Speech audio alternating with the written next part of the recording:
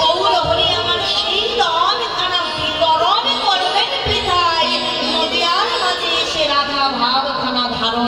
হয়েছে। জানালেন কোথায়? চৈতন্য চরিতামৃত আদিলীলা প্রথম পরিচ্ছেদ 4 নম্বর শ্লোকের মাঝে কৃষ্ণদাস কবিরাজ পাদ বসে অনর্পিত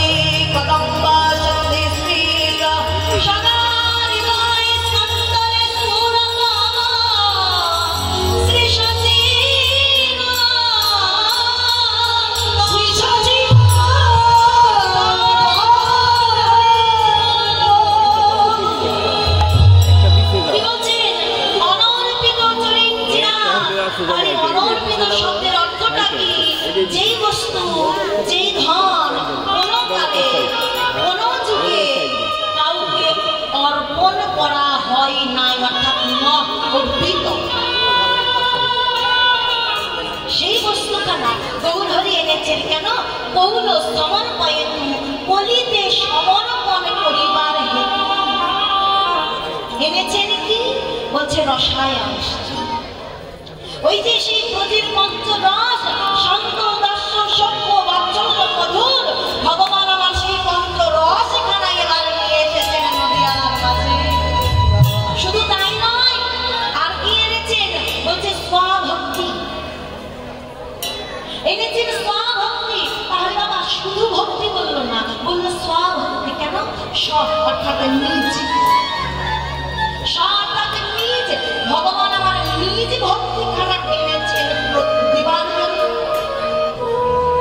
মাগো, যেই ধন কোন কালে কেউ চেয়ে চেয়ে পায়নি, অর্থাৎ সত্য ত্রেতা দাপর, এই যে 3টি যুগ, এই 3 যুগে কেউ যদি আমার ভগবানের কাছে বলেছে, ভগবান আমি সারাদিন বসে বসে তোমার নাম গুণকীর্তন করবো, তার বিনিময়ে আমার একতলা বাড়িটা 2 তলা করে দাও। ভগবান বলছে তথাস্তু বাবা, খুব অল্পের উপর দিয়ে বেঁচে গেলাম, তোর একতলা বাড়ি 2 তলা কেন, তোর একতলা বাড়ি 5 তলা হয়ে যাবে। আবার কেউ যদি বলেছে ভগবানের কাছে যে ভগবান আমি সারা জীবন ভর তোমার নাম গুণকীর্তন করবো, কিন্তু তার বিনিময়ে আমার সংসারে ধন সম্পত্তি সুখ স্বাচ্ছন্দ্য সকল কিছুতে ভরিয়ে দাও। ভগবান বলছে তথাস্তু বাবা, খুব অল্পের উপর দিয়ে বেঁচে গেলাম, তোর সংসারে ধন ঐশ্বর্য সুখ স্বাচ্ছন্দ্য সকল কিছুতে পরিপূর্ণ হয়ে যাক। আবার কেউ যদি আমার ভগবানের কাছে বলেছে ভগবান তোমার ওই ভগবানত্বের আসনটা ছেড়ে দিয়ে সেখানে তুমি আমায় ভগবান বানিয়ে দাও, আমার ভগবান বলেছেন আমি নিজে ভগবানত্ব ছেড়ে দিয়ে ভক্তকে নিজে ভগবান বানিয়ে দিতে রাজি আছি।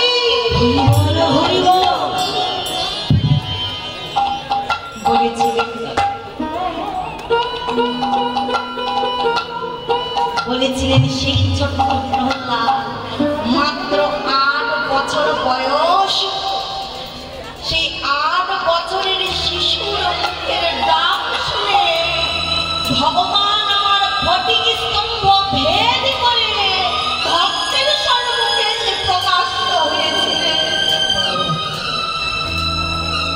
মাগো, ডাকি তো আমি,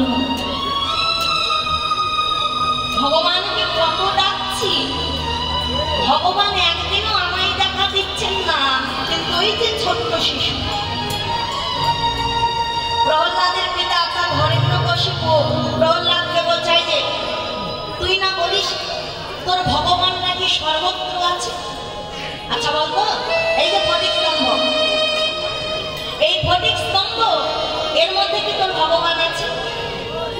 প্রহ্লাদ বলছে পিতা তোমার কি কোনো সন্দেহ আছে? এর মধ্যেও আমার ভগবান আছে। হ্যাঁ, এই ফটিক স্তম্ভের মধ্যে তোর ভগবান আছে, ঠিক আছে, ভগবান যদি থেকেই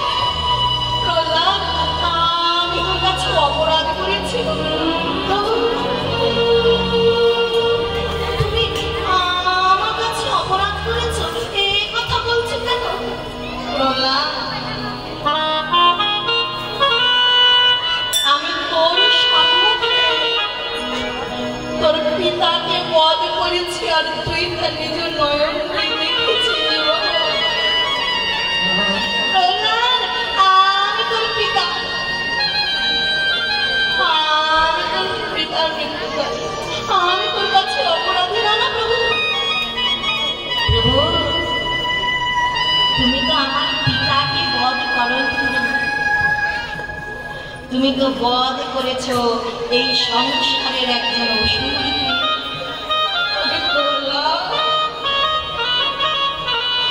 তোর মাঝে এত জ্ঞান, গল্প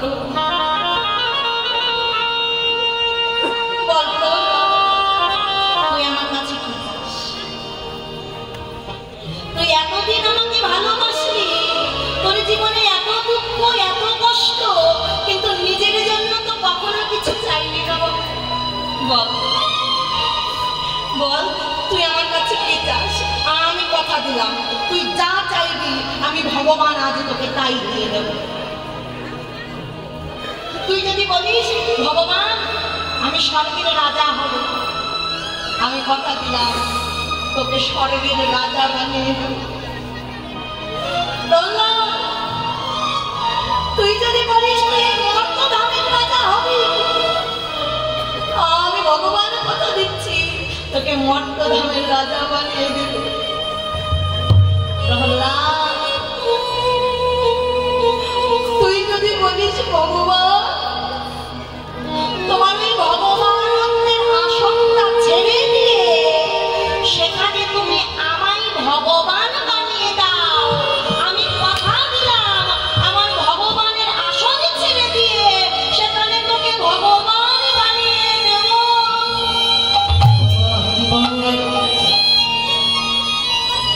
একবার মৃত্যুকে যাও মাগো, ভক্তের চাওয়াটা একবার যারা আমার ভগবানকে ভালোবাসে তাদের চাওয়াটা দেবে। প্রহ্লাদ শের বলেছিল প্রভু যদি দিতে চাও তবে সারা জীবন যেমন তোমার শ্রী চরণে আমি নিজের জন্য কিছু চাই না,